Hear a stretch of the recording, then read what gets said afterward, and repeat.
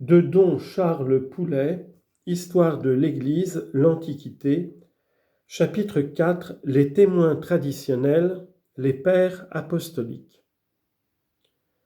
On nomme pères apostoliques plusieurs auteurs qui, ayant écrit vers la fin du 1er ou au début du 2e siècle, offrent un enseignement fidèlement dérivé des apôtres. Aussi leurs ouvrages ont-ils reçu parfois les honneurs de la lecture publique. Signalons la doctrine des 12 apôtres et le pasteur d'Hermas comme témoins du développement sacramentaire.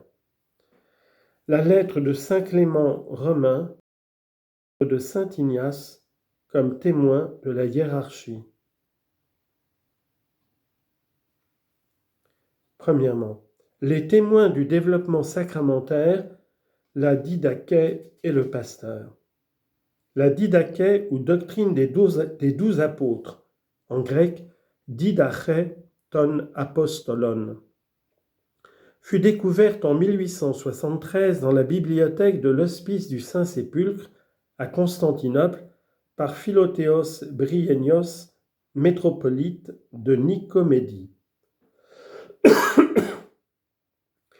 Il crut que la didaché avait emprunté à la lettre de Barnabé et au pasteur d'Hermas et en plaça la composition entre 120 et 160.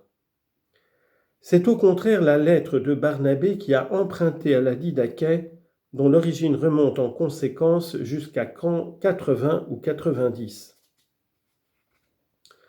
On comprend l'importance de cet écrit qui a pour objet l'organisation chrétienne primitive. La première partie commence par l'exhortation aux nouveaux baptisés, ou doctrine des 2 voies, celle de la vie et celle de la mort, celle des préceptes essentiels et celle des fautes capitales.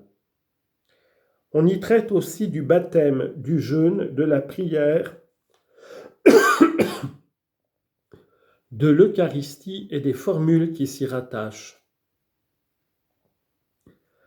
La deuxième partie est consacrée à la discipline de l'Église. Accueil à faire aux missionnaires et aux prophètes, sanctification du dimanche, etc. La conclusion recommande la vigilance en raison de la fin prochaine du monde. Somme toute, ce livre est une sorte de petit catéchisme et un livre de prière à l'usage des premiers fidèles. Selon les indications du canon de Muratori, Hermas était le frère de Pie Ier qui régna de 140 à 155. Son livre s'intitule Le Pasteur, du nom de l'ange de la pénitence qui occupe la place principale sous la figure d'un berger. Le pasteur comprend 5 visions, en grec horaceis, 12 préceptes, entolai, et 10 similitudes ou parabolai. Il est avant tout un traité de la pénitence. Des abus et même des scandales se sont produits dans l'Église de Rome, mais le Seigneur miséricordieux appelle les pécheurs au pardon. Contre les rigoristes, Hermas affirme en effet la nécessité et l'efficacité de la pénitence et c'est à développer cette idée que concourent les diverses visions symboliques qui remplissent le pasteur. Esprit secondaire, écrivain médiocre, Hermas est par contre un moraliste excellent, doué d'un bon sens tout romain. 2. Les témoins de la hiérarchie, saint Clément et saint Ignace. L'épître de saint Clément date de la fin du 1er siècle.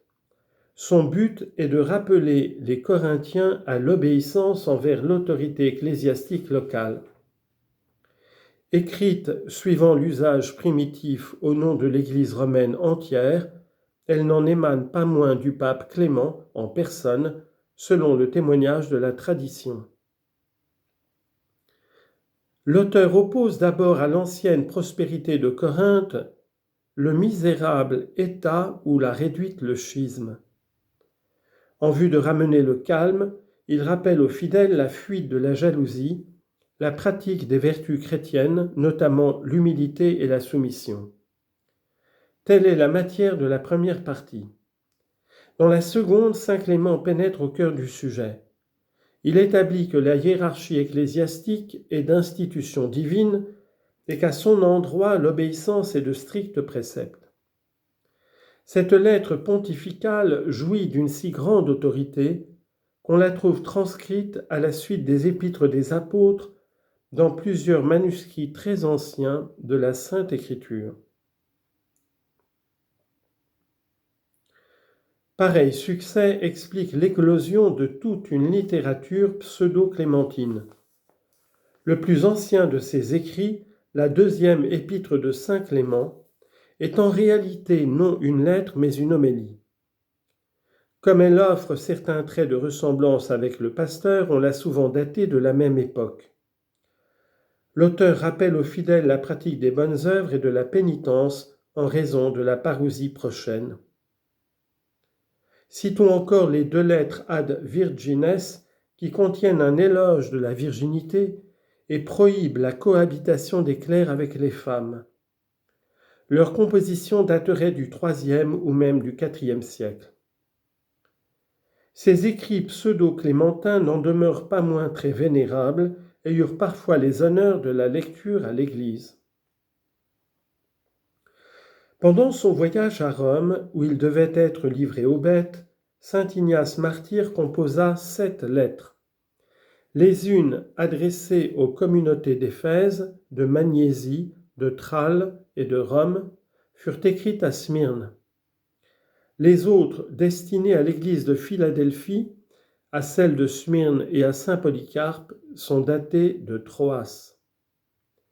Ces lettres où Ignace parle de son prochain martyre avec enthousiasme sont très précieuses parce que, recommandant aux fidèles de se grouper autour de leurs évêques, elles constituent un témoignage catégorique en faveur de la division du clergé en évêques, prêtres et diacres dès le règne de Trajan. Aussi les protestants ont-ils voulu en rejeter la composition au milieu du IIe siècle, mais les assertions de saint Polycarpe, de saint Irénée, d'Origène et d'Eusèbe rendent leur témoignage inacceptable. Le style de saint Ignace est, citation, rude, obscur, énigmatique, plein de répétitions et d'insistance, mais d'une énergie continue et çà et là d'un relief saisissant. En regard, la lettre de saint Polycarpe aux Philippiens, à l'occasion du séjour de saint Ignace parmi eux, est une homélie assez pâle.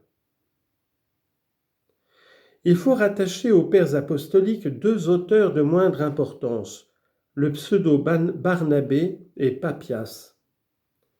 La lettre de saint Barnabé a pu être comparée aux épîtres pauliniennes.